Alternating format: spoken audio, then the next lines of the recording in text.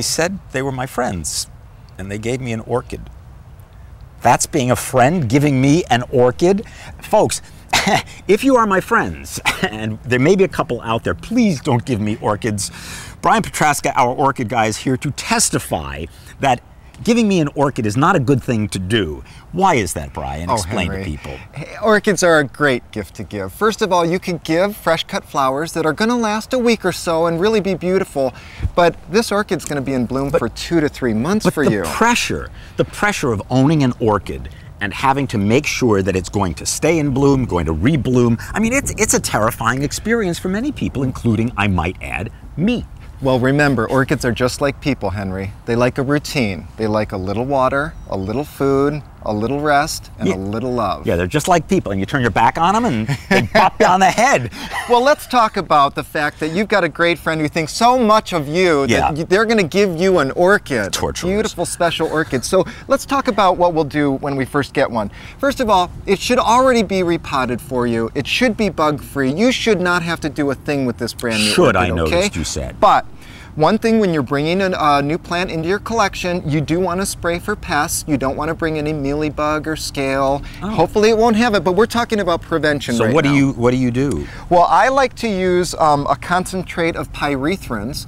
Safer, you can buy this at Navalaise. Now this is one brand. It is one brand, but I like pyrethrins because they're instant kill to any bug, fly, ant, spider you can imagine. And they're wonderful. They are organic, I might add. They're organic. These are actually made from chrysanthemum stamens. And what I do is I recycle a lot of my spray bottles, so I'll hand write with a Sharpie pyrethrins and also notate. So this is like an this is an X-rated kind of an insecticide. It is. It's a bad one. Okay. The bugs hate it. So you just spray where? I would spray along the plant. I would spray under the leaves just to make sure. I would look at the flowers to make sure that there was no scale or mealybug on them. If there was not, I would leave them. What does scale look like on Scale looks like those little copper bulb. You know, little... Yeah, on the stem though, not on the flower. On the stem, yes. Okay. And then hopefully we're just going to water that about once a week. Remember, fails, you cannot fail with a phalaenopsis. This is a phalaenopsis, ladies and gentlemen. Notice, are these strap leaves? They are strap leaves. They are strap leaves. Yes. See, I've actually learned something from spending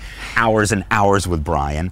And if you're going to get one, this is the kind to get. They don't require as much light as some others. They don't. You grow them like an African violet. Keep them moist. Put a little fertilizer in once or twice a month, and that's going to keep blooming. What I like about these is they keep branching off. So you're getting a lot of bang for your dollar here. Okay, now, so I received, this was a beautiful orchid when I received it, Brian. And unfortunately, it has not panned out. This is the reason that you shouldn't be giving me an orchid.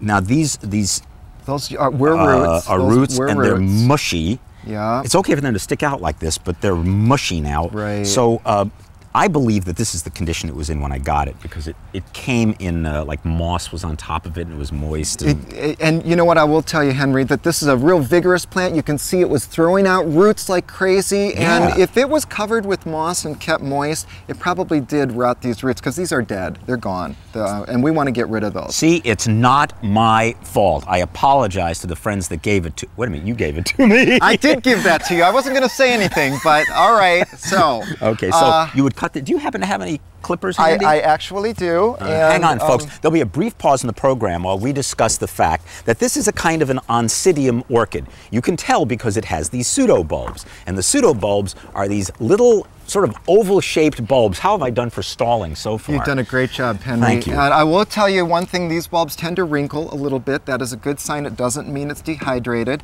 And actually, you've got a wonderful new growth here, so I'm encouraged. See that? Let's look at the bloom spike that was on there. Look at that big, healthy bloom spike. And That's that brown, hang on a second, I want to make sure we know. That was this cut brown off. thing there. Now, is that right, cutting it off there? That's exactly right. And you can see it already bloomed another time as well. So you've got a good plant, it's healthy, it wants to live, it wants to bloom. Now we have to take care of it. Okay, can you do it? Can you save it in a minute? I can. Because that's about all the time we have. Well, the first thing I'm going to do is, because of the fact that we have a compost back here, let's take a look at those roots. The whole garden's a compost. I know.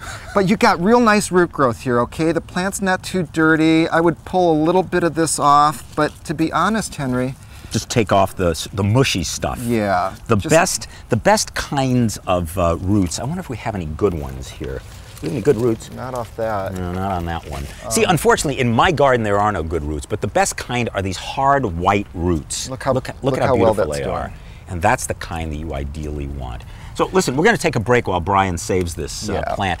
And one of the things in my case is that really 'tis better to give orchids than receive. I don't do very well on receiving orchids, but I'm terrific at giving them. And Brian's going to give us some tips on how you can give orchids as a gift and make them look like something really classy. That's coming up on Henry's Garden.